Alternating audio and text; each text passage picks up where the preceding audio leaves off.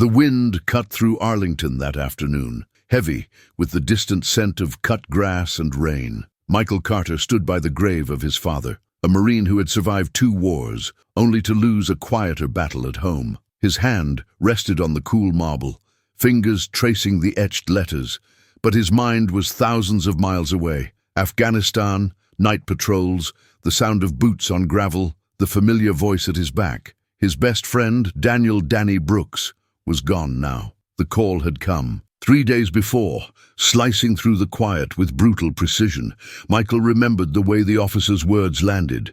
Matter of fact, no softness, no apology. Sergeant Brooks was killed in action. Immediate family has been notified. We'd like you to escort his remains home. Danny, the kid from Louisiana who made everyone laugh in basic. The man who'd carried Michael on his shoulders when his leg was torn open by shrapnel. The brother he never had. That night, Michael had promised Danny's mother, her voice broken but determined, that her son would come home with the honor he deserved. "I'll bring him all the way, Mom. I swear," she wept. But Michael held the silence, feeling the old oath burn in his chest. No man left behind. Not ever. As Michael stared at the flag waving above the cemetery, memories flickered behind his eyes.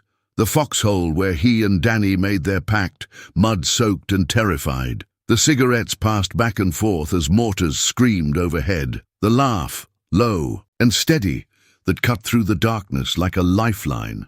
"Don't let them bury me as just another number, Mike," Danny had joked once, half drunk on cheap coffee, in a tent somewhere near Kunduz. "If it's my turn, you make them remember my name." Michael had laughed then. Now, he only felt the promise tighten around his ribs. He'd never wanted to be a hero. He just wanted to be a good friend. That evening, Michael packed his uniform in silence. The medals, too shiny, too new, felt heavy in his palm. His wife, Emily, pressed her forehead to his and whispered, "Bring him home, Mike, no matter what it takes." He nodded, though the words caught in his throat, because this wasn't just about Danny. It was about every soldier who'd ever come home in silence, every family waiting by the phone, every promise made on bloody earth beneath a foreign sky. Michael Carter would keep his word, even if the world tried to stop him, but no one warned him.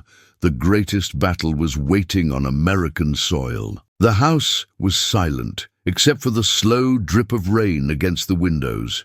Michael sat at the kitchen table, staring at the cup of black coffee that had long gone cold. The world outside felt distant, like he was watching life through thick glass. Only the low hum of the refrigerator reminded him that time was still moving forward. His phone lay face down on the table. He hadn't slept in over 30 hours. Every time he closed his eyes, he saw Danny's face, grinning through a smear of camouflage. Eyes bright with mischief, alive in every way that the world now denied. A sharp knock broke the silence.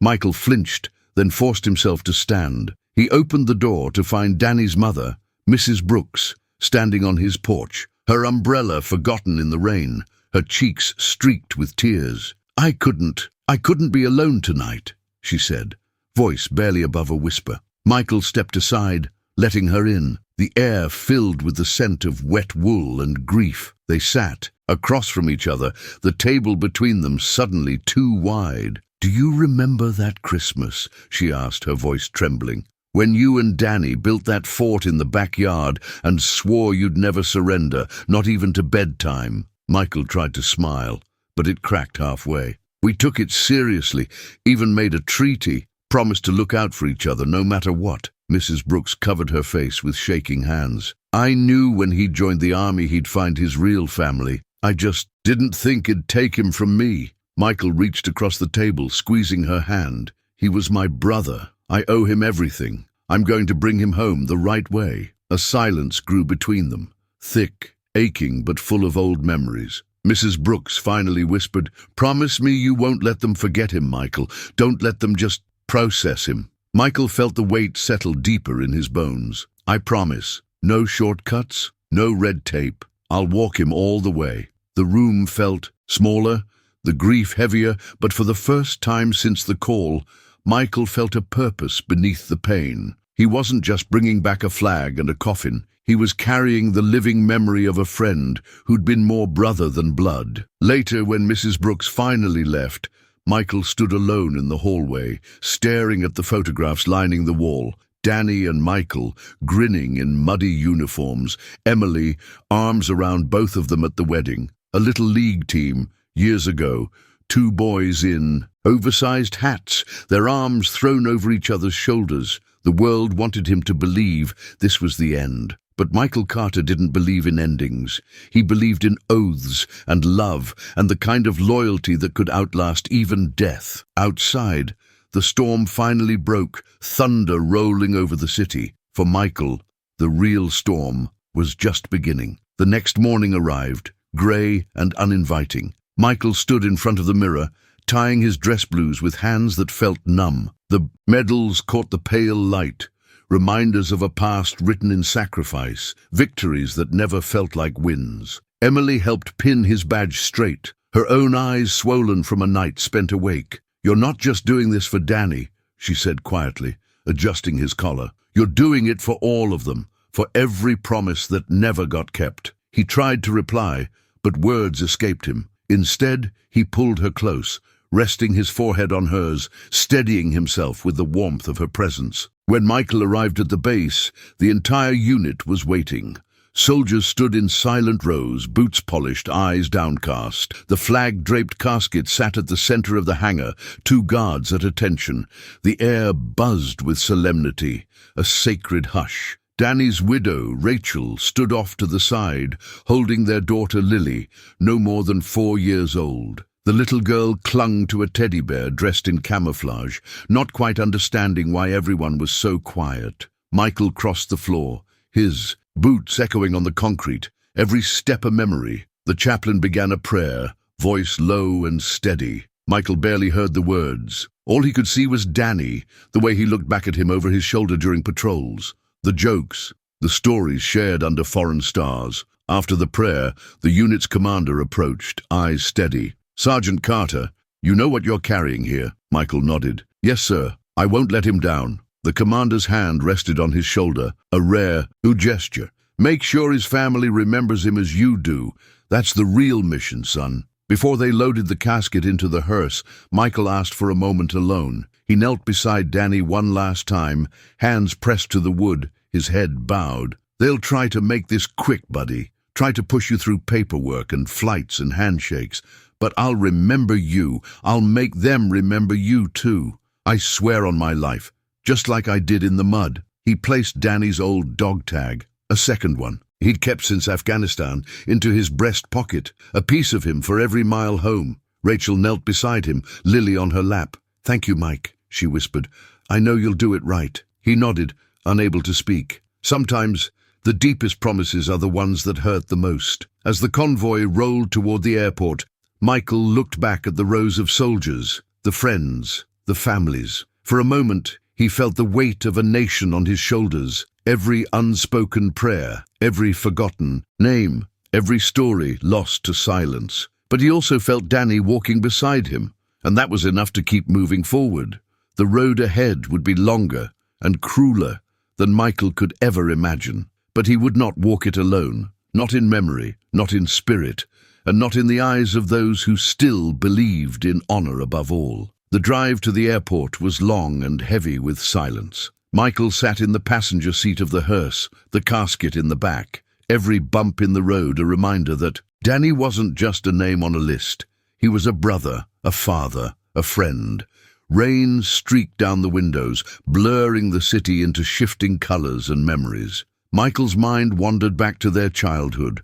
Small-town baseball games, 4th of July parades, muddy rivers where they learned to swim. The world was simpler then. Now, every memory was sharpened by loss. The airport loomed ahead, all cold steel and fluorescent lights. As they pulled up to the service entrance, Michael felt the world shift. Outside the gates, he was a soldier. Inside, he became a line in a manifest, a number on a form. He braced himself for the transition, the moment when private grief became public spectacle. Inside, a flurry of activity. Airline officials met them at the door, clipboards in hand, eyes darting from uniform to coffin, then away. "Sergeant Carter, thank you for your service.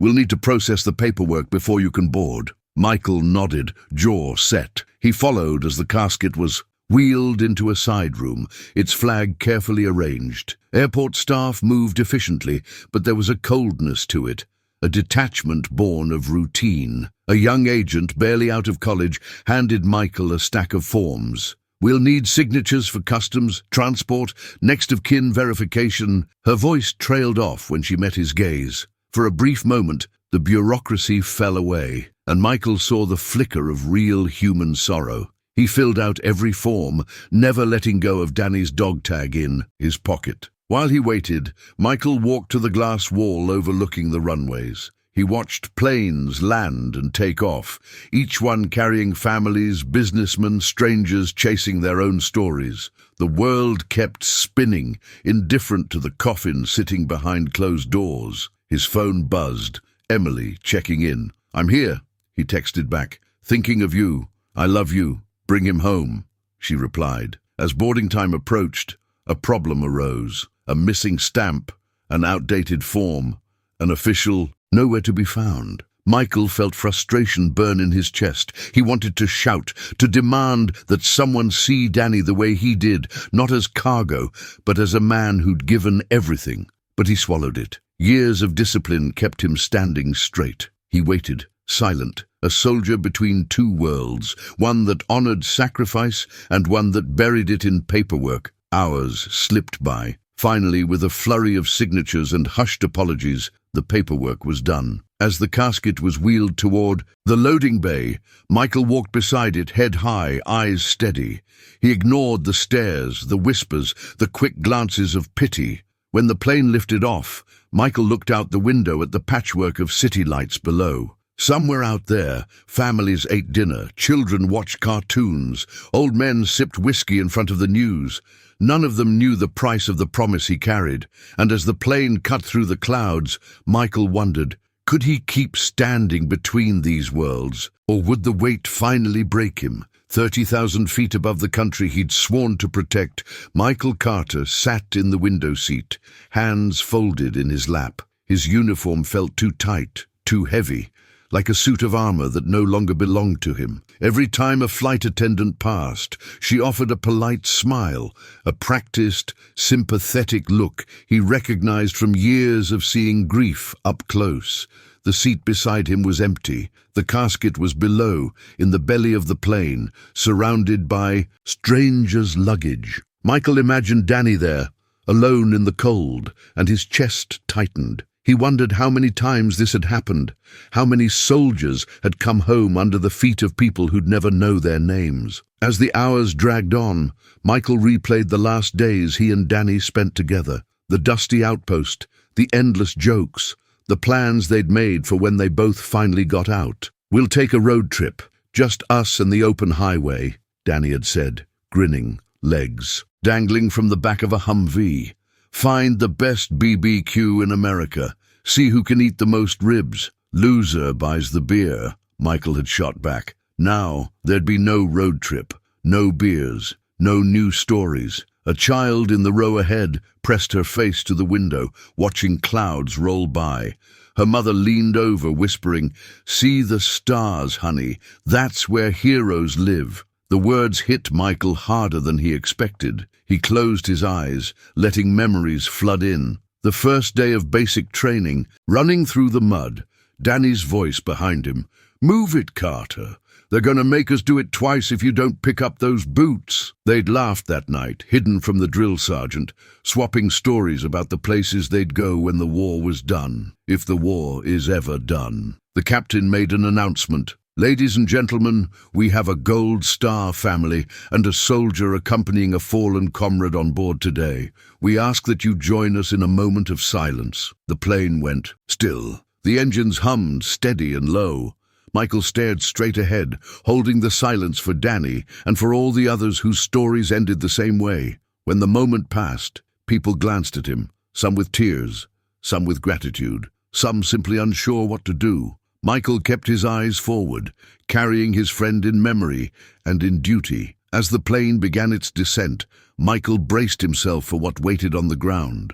Officials, reporters, family. Another round of forms, another set of questions. He would do it all for Danny. That was the weight of the uniform, not just pride, but the unbearable burden of promises kept and memories no one else could carry. And as the wheels touched down, Michael realized the real journey, the hardest part, was still ahead. The airport in St. Louis was already buzzing when Michael stepped off the plane. He walked through the jet bridge, head high, uniform immaculate, heart pounding against his ribs. The first person to greet him was an airline official, clipboard in hand, who tried to smile but looked uncomfortable beneath the fluorescent lights. "Sergeant Carter, thank you for your service. If you'll follow me, we have a special protocol for, military remains." Michael nodded, saying nothing.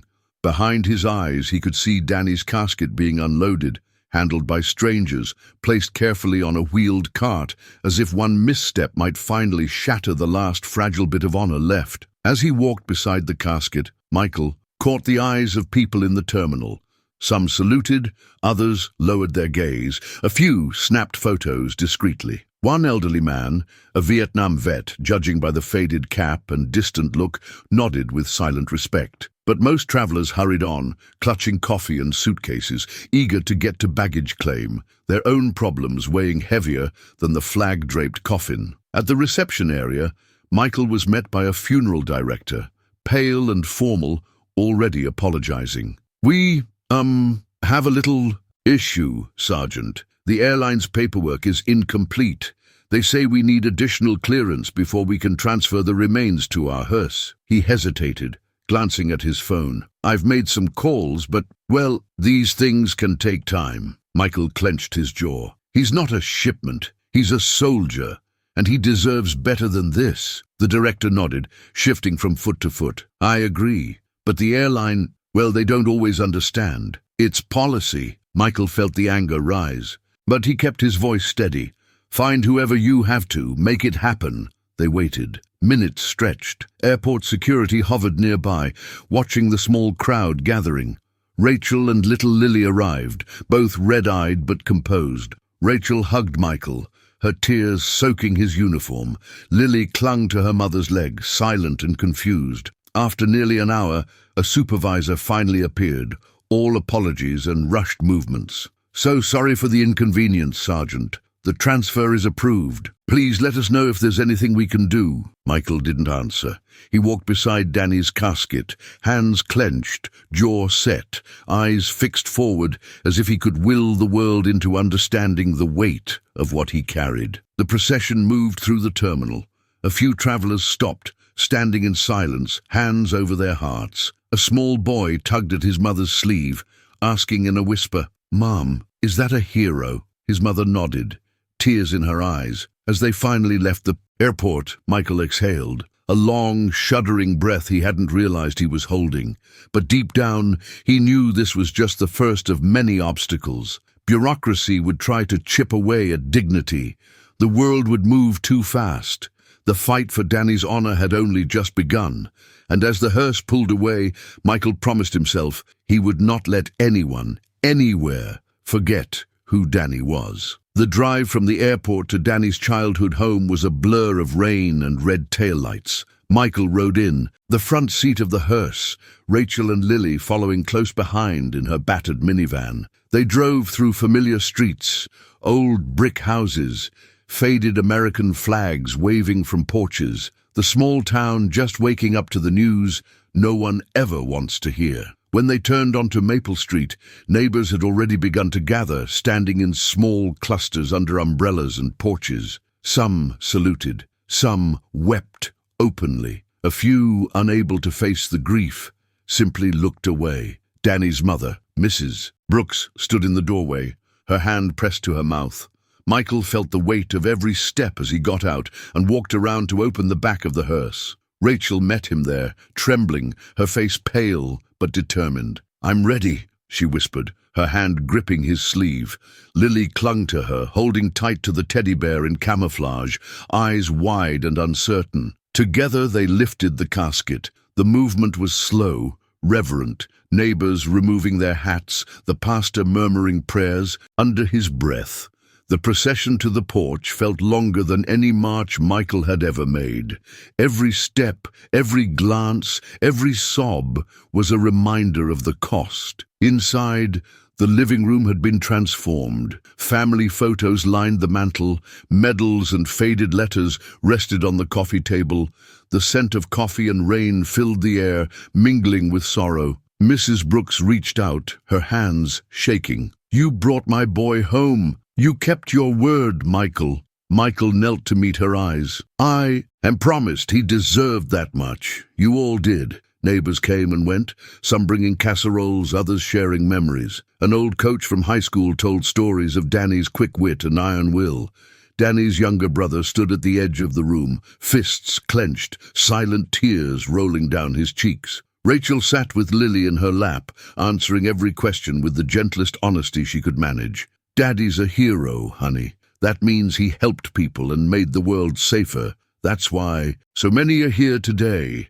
Michael slipped outside for air, standing beneath the overhang as rain poured down. He closed his eyes, breathing in the scent of wet grass and sorrow, letting the memories roll over him. Nights spent on patrol, the warmth of Danny's laugh, the way they used to dream of home. The screen door creaked behind him. Mrs. Brooks joined him, her eyes red but fierce. "Don't let them rush this," she said quietly. "Danny's not a box to be checked or a file to be closed. He's my son." Michael nodded, feeling her resolve shore up his own. Back inside, the house was crowded with grief and love, everyone holding fast to the pieces of Danny that remained. Michael looked around at the medals, the photographs, the family, and knew he would fight with everything he had to give Danny the homecoming he deserved. The world would try to make it fast, to let the pain fade quietly. Michael Carter wasn't going to let that happen.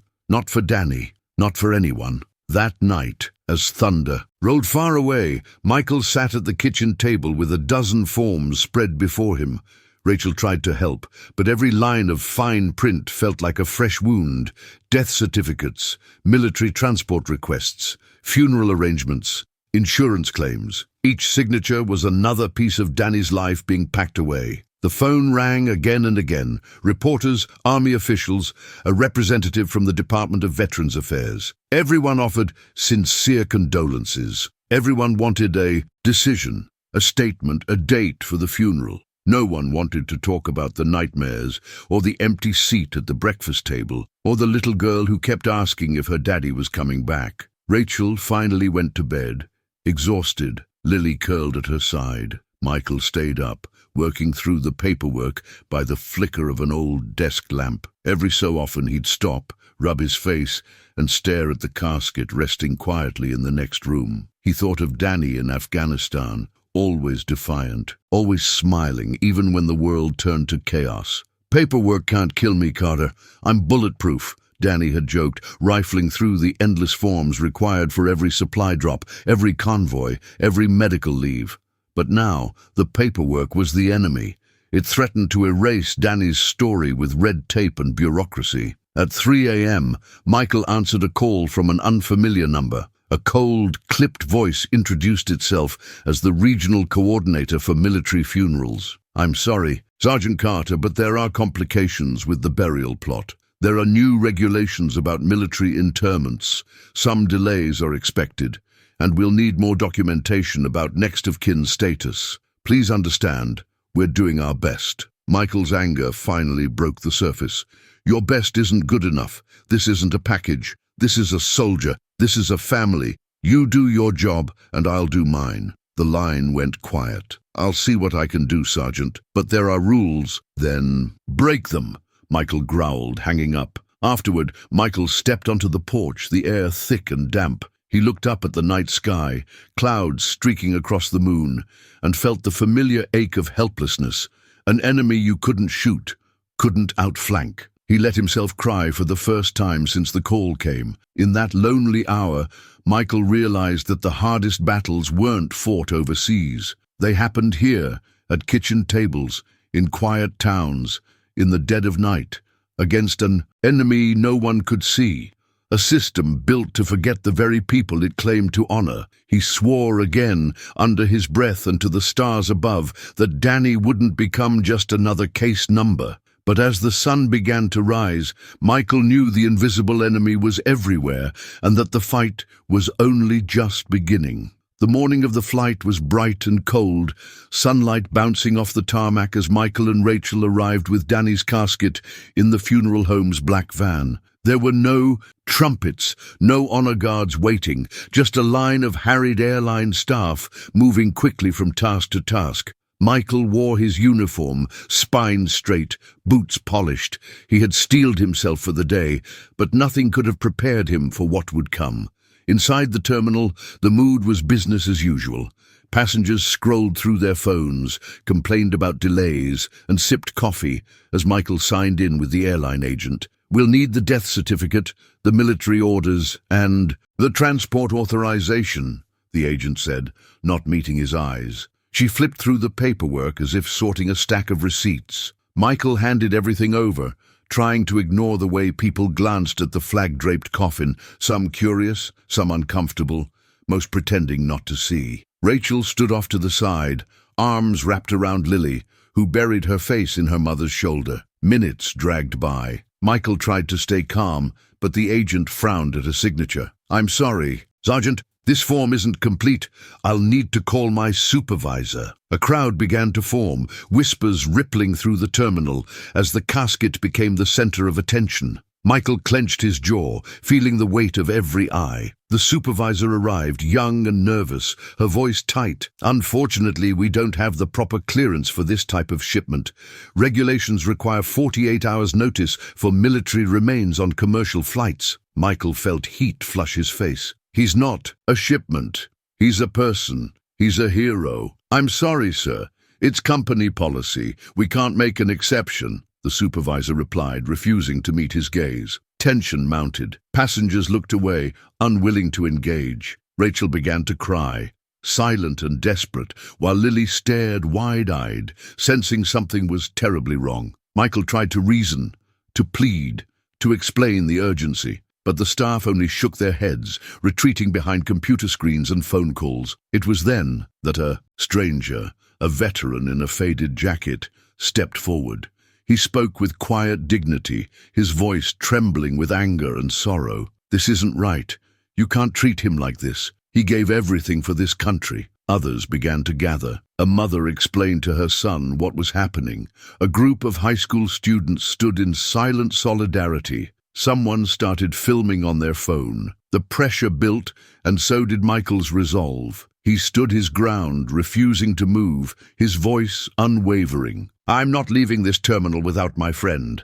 Not until you do right by him." Security was called, but the crowd had grown. Voices rose. "Let the soldier board. Show some respect." The tide was turning. Finally, after nearly an hour, the airport manager arrived. He surveyed the scene, saw the cameras and the anger, and made the call. "We'll arrange a private boarding right now." The staff scrambled to make it happen. Michael and Rachel walked beside the casket, flanked by silent supporters. Passengers lined the hallway, hands over hearts, heads bowed. For the first time, Michael felt the dignity that Danny deserved. As they boarded, a flight attendant placed her hand on Michael's arm. "Thank you. All of us owe you both." He nodded, eyes brimming but unbroken. As the plane lifted off, Michael sat beside Rachel and Lily, his mind racing, his body exhausted. He looked out at the clouds and knew honor isn't given by policy. It's demanded by those who refuse to forget. As the plane soared over the heartland, Michael stared out the window, lost in the blur of clouds and sunlight. His mind drifted back to all the places he and Danny had been together. Hot deserts, cold mud, the inside of battered Humvees with the smell of dust and fear everywhere. The world below looked peaceful, but Michael knew peace was always hard-earned. He closed his eyes, letting the drone of the engines fade into memory. He saw Danny, young and wild, diving into a freezing river on a dare. He remembered the day Danny saved him, bullets tearing the air, shouts echoing, the burning pain in his leg. Danny had dragged him behind cover, shouting, "Don't you dare quit on me, Carter. I'm not carrying your stubborn ass home." Afterward, they'd laughed, blood drying on their hands, relief and terror tangled up together. In the half-darkness of the cabin, Michael saw flashes of firelight, late nights in Afghanistan, huddled around cards and cold coffee, trading stories about home. "My old man always said you got to live in a way that your word means something," Danny would say, flicking ashes from his cigarette. "Yeah, my dad just told me to keep my boots dry and my mouth shut," Michael would joke, grinning, the two of them trying to outstubborn each other. Rachel touched Michael's arm, pulling him back to the present. She was watching him, her face worried. "Are you okay?" He nodded, but didn't trust himself to speak. Little Lily slept with her head in Rachel's lap, her teddy bear cradled close. Michael looked at her and felt the weight of all the things Danny would never see. First steps, birthdays, a future that should have been. The captain's voice came over the intercom, announcing their approach to the next city. He mentioned the honor of carrying a fallen hero home, his voice trembling with emotion. As the plane landed, passengers remained silent. Some wiped their eyes. A woman pressed a small note into Michael's hand. "Thank you for your sacrifice. We see you. We see him." On the tarmac, the ground crew stood at attention as the casket was unloaded.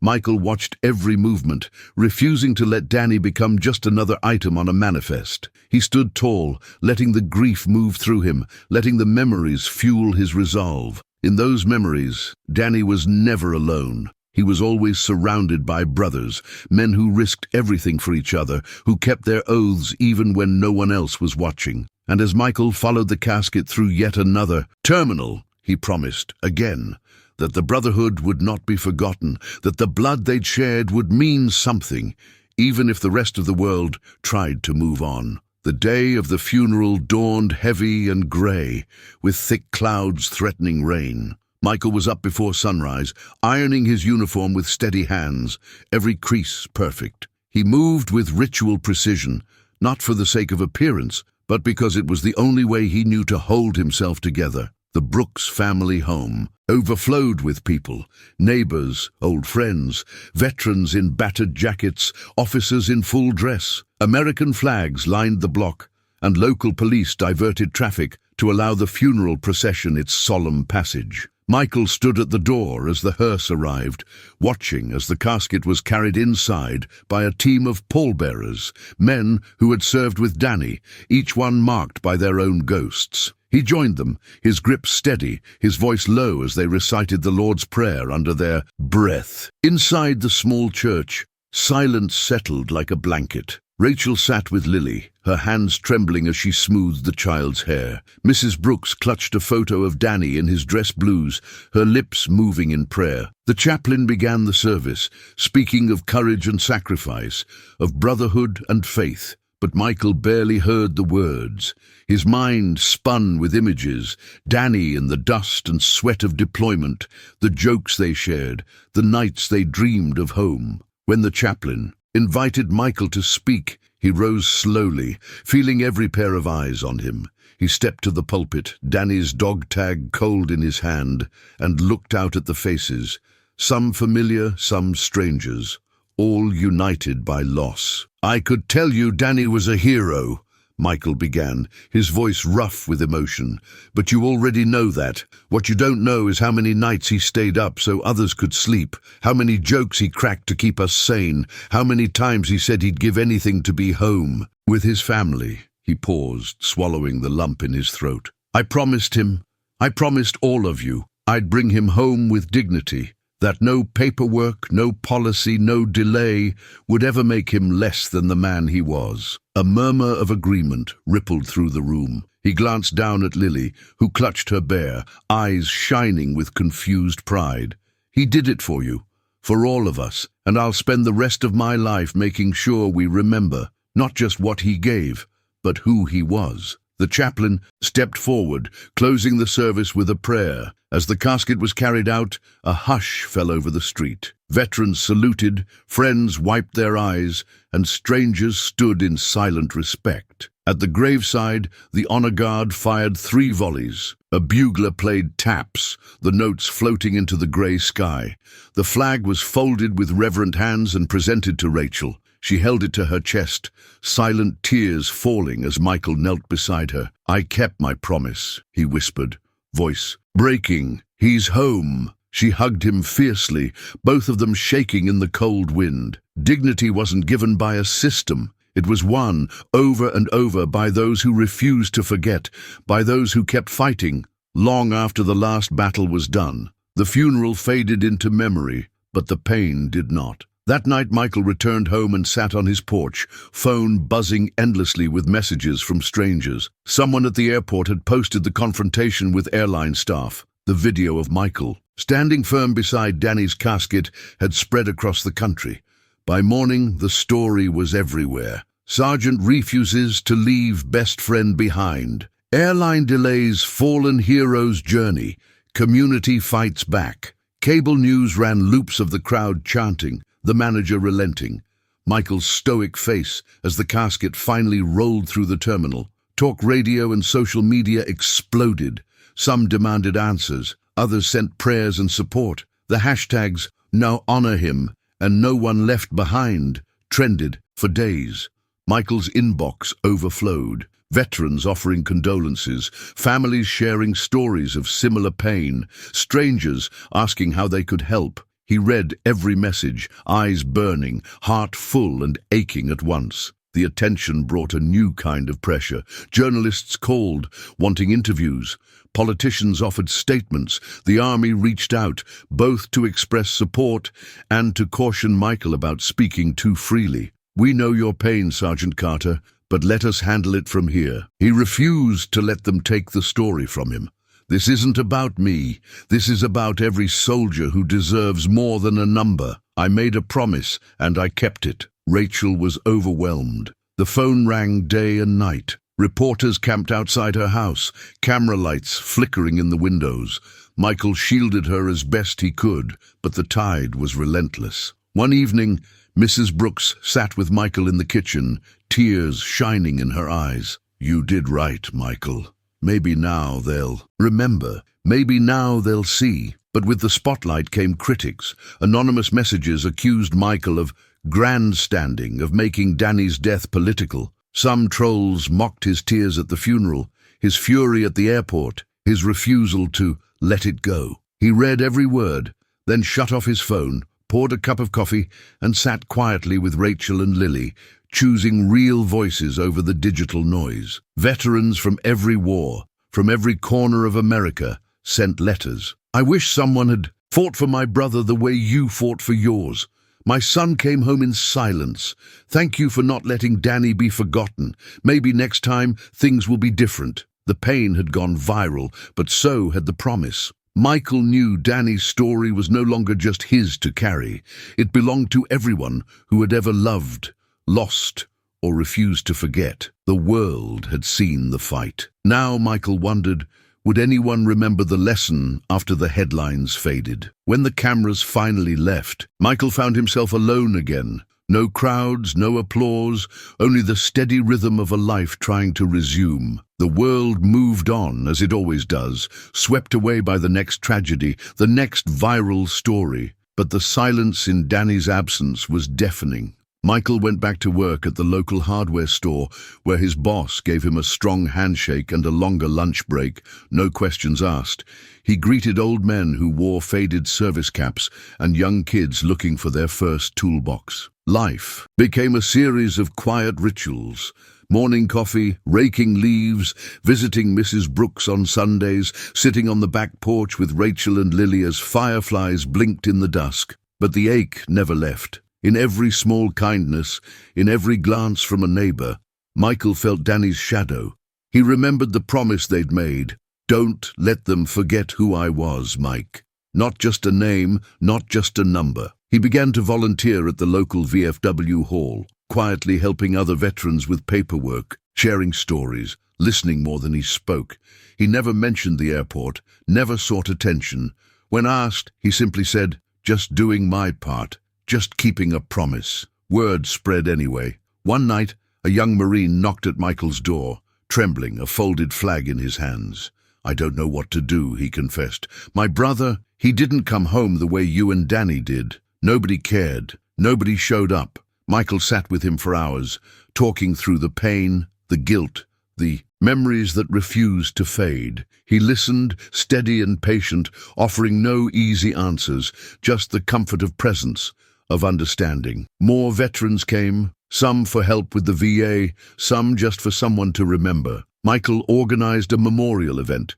No speeches, no cameras, just families and friends, lighting candles and sharing stories beneath a sky streaked with stars. Rachel watched him grow quieter, gentler, stronger in his grief. "You're still fighting," she told him one night, as Lily fell asleep in his lap. Michael nodded. "It's just a different kind of war." He wrote letters to Congress, pushing for better treatment of Gold Star families and fallen heroes. Some were ignored. Others received polite replies. He kept writing anyway, because Danny would have done the same. He didn't need headlines. He didn't need applause. The real heroism, he knew, was in showing up, again and again, for as long as it took. In the quiet, in the routines, in the memory of brotherhood, Michael found his new purpose: to be the keeper of stories, the defender of dignity, the friend who never let go. It was late October when Michael received a package with no return address. Inside, he found a stack of letters, worn, creased, and held together by an old piece of paracord. There was no note, only the handwriting he recognized instantly: Danny's. He sat at the kitchen table, hands trembling, and untied the bundle. The first letter was dated years before. Basic training, the handwriting rough and hopeful. "Hey Mike, can't sleep. These bunks smell like wet dog. Sarge says I'll toughen up. He doesn't know I'm already tougher than he'll ever be. If you're reading this, it means I trust you more than anyone. Never thought I'd say that about anyone." Danny Michael read on. Some letters were jokes, stories from deployment, rough sketches of home and the life they'd build after the war. Others were darker, confessions of fear, of doubt, of things seen and done that couldn't be forgotten. "Sometimes I wonder if the best parts of us stay in the dirt, back where we bled together. You always pulled me out, Mike. Don't let me go back there alone. Promise me you'll remember." Michael read every letter, laughter mixing with tears. He shared some with Rachel, who smiled through her grief, and with Mrs. Brooks, who pressed them to her heart. A few letters were addressed directly to Michael's future self. "If you're ever feeling lost, just look up at the stars. Find Orion. That's the one we could always see from the outpost. That's where I'll be watching. Don't let 'em forget. Not me, not you, not any of us. We were more than uniforms and numbers. We were brothers. Love you, man. D." The words echoed through Michael's days. He carried them in his wallet, reading them when the weight was too much.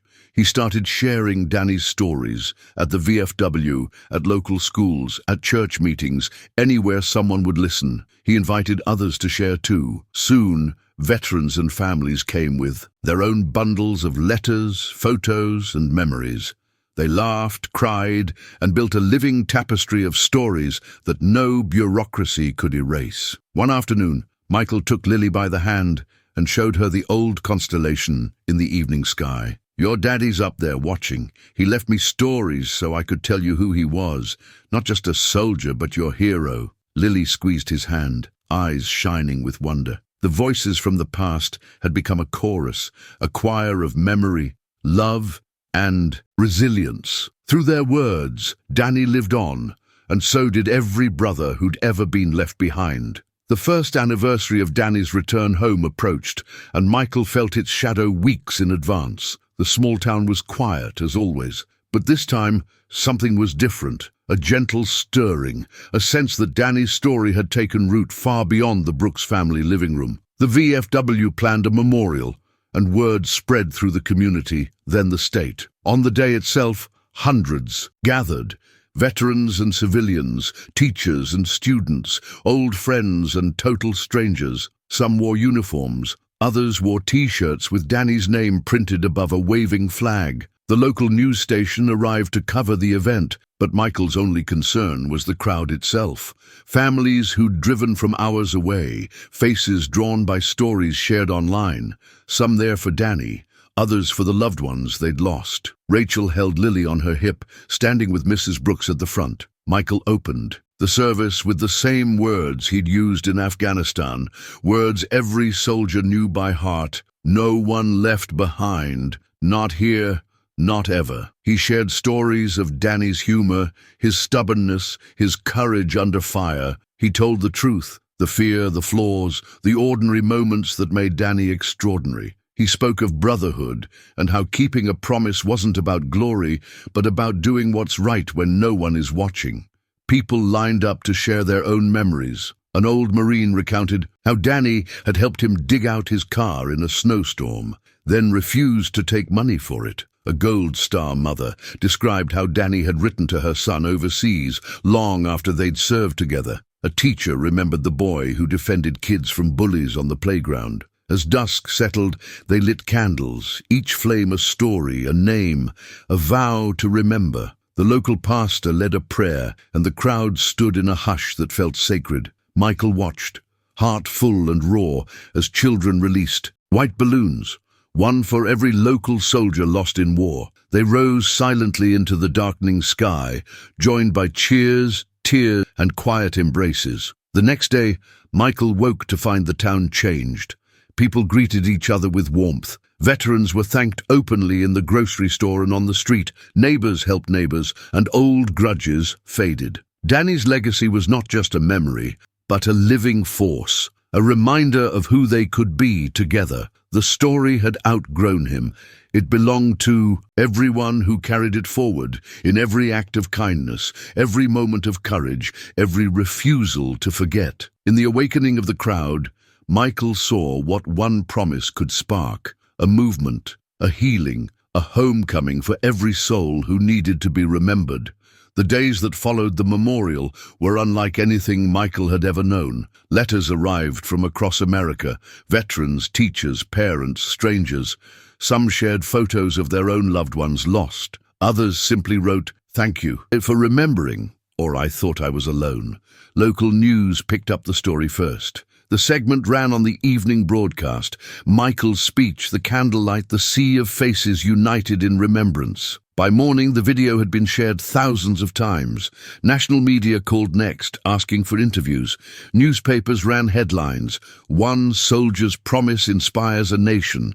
"Small town's tribute goes viral, shines light on Gold Star families." A veteran from California sent a message, "My father never got the honor he deserved.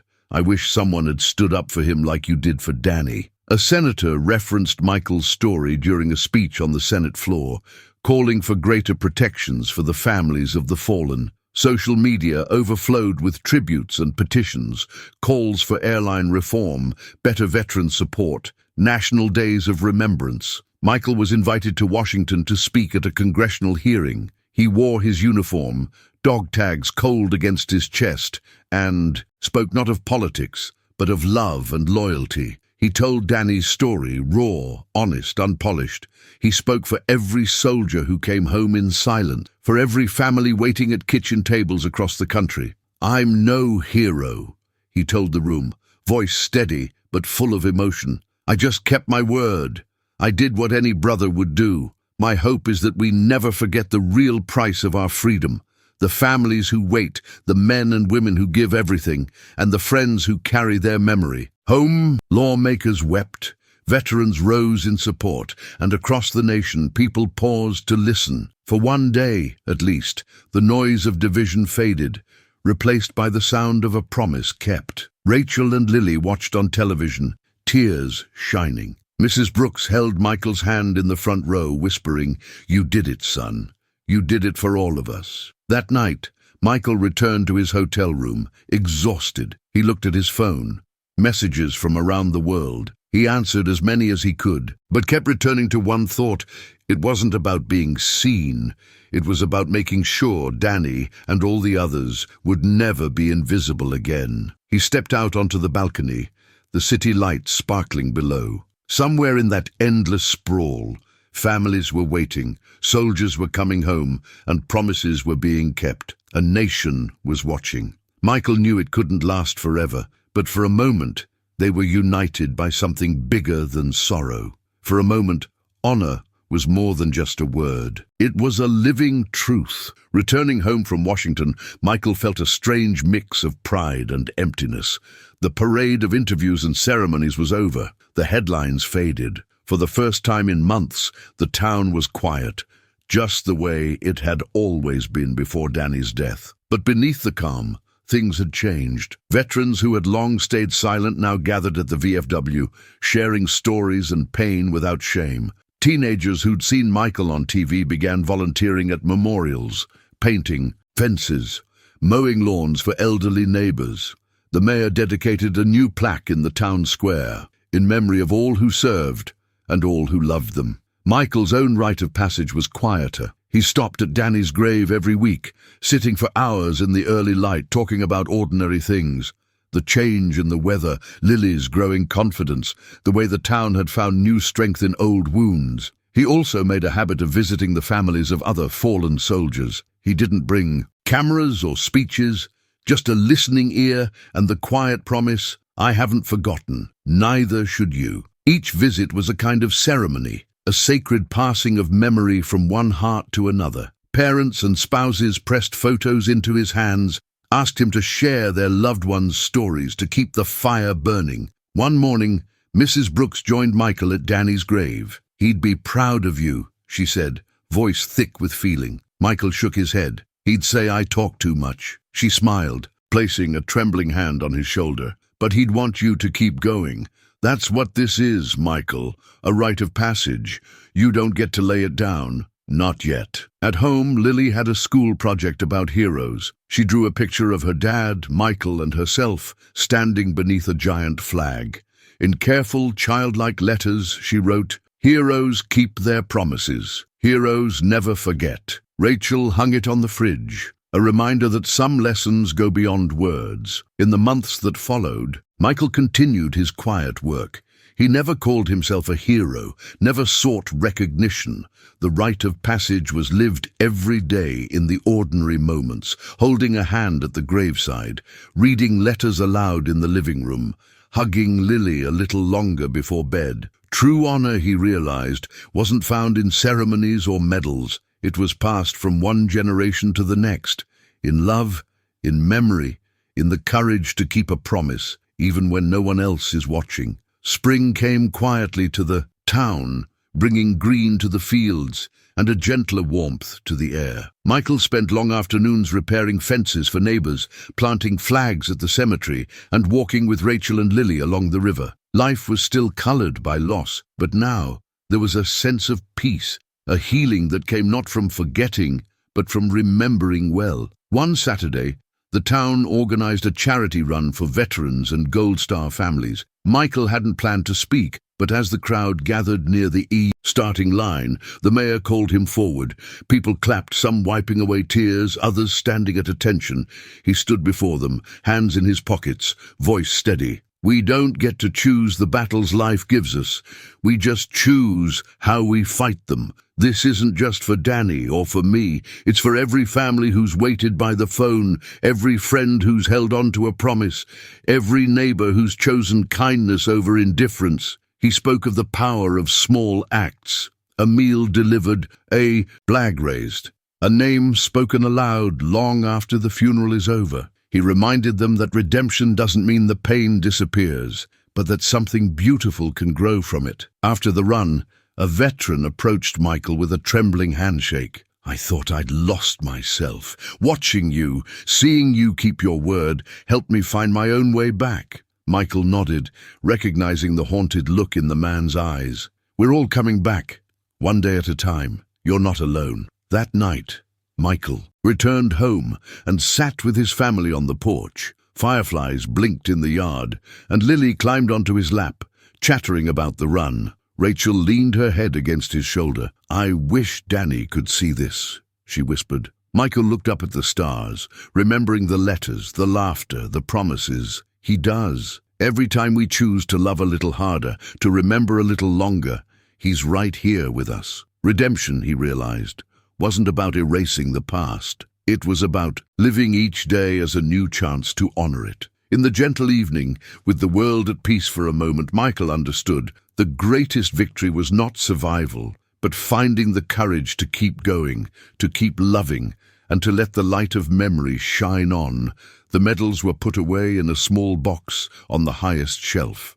The folded flag remained on the mantel, framed by photos of Danny laughing in sunlight, Lily riding on his shoulders, and the three friends side by side in uniforms creased and mud-stained. Michael no longer needed to see the symbols every day to feel the weight of what they meant. After the honor and the headlines faded, Michael's life became an intricate weave of ordinary and extraordinary moments. There were days of laughter, weekends spent fishing with Lily by the river, family barbecues where neighbors stayed late and children played until the stars came out. There were days of silence too, days when grief sat quietly beside him, reminding him of all that had been lost and all that remained to be cherished. Rachel found her own way back to the world, starting a support group for Gold Star families, helping others navigate the maze of paperwork and pain. Mrs. Brooks became a regular at the local school, telling students about her son and the true meaning of sacrifice. Danny's legacy was never just one story. It became the heartbeat of a community that had learned to mourn and to heal together. Michael visited the cemetery less often, but when he did, it was with less ache and more gratitude. He'd sit on the cool grass, talk about the changing seasons, share jokes and worries, update Danny on the small victories of daily life. "I'm doing what we promised," he'd say, "living a life worth your memory." Lily started playing softball, her father's old glove too big for her hand. Michael cheered from the stands, feeling pride and sorrow mixed with every pitch. After one game, she ran to him, breathless. "Did you see, Daddy? I hit it just like you." "Showed me." Michael lifted her high, laughing. "You're a Carter. You were born for it." The town continued to change. The memorial was expanded, new names engraved, new candles lit each year. Michael became a mentor to young recruits and a friend to widowed fathers.